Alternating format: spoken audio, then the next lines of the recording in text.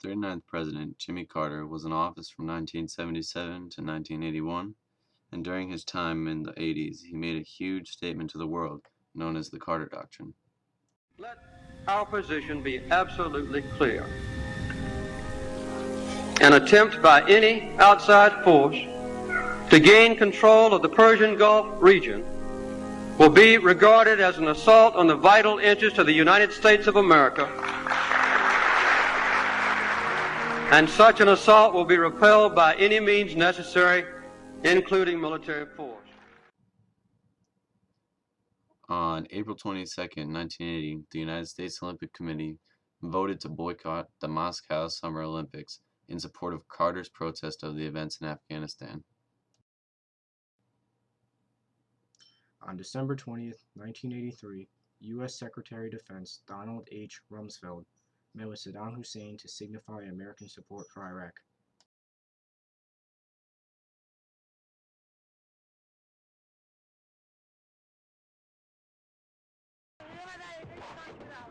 This is actual footage from the Iran-Iraq War, in which the U.S. supported Iraq with military supplies and tactics.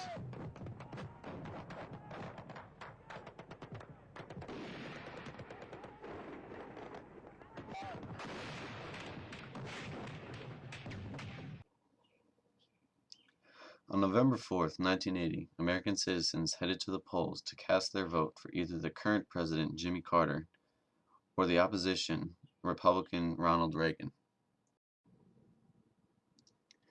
As you can see by these results, Ronald Reagan easily defeated former President Jimmy Carter in the election of 1980. All I do is win, win, win, no matter what.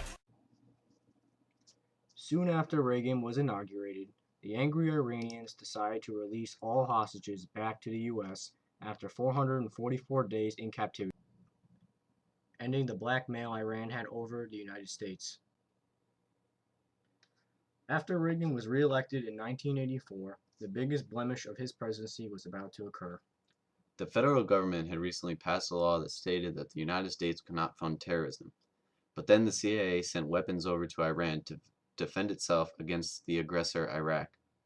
Then Iran proceeded to send money from the profit of those weapons over to the Contra terrorist group, which was created by the United States to throw over the government of Nicaragua.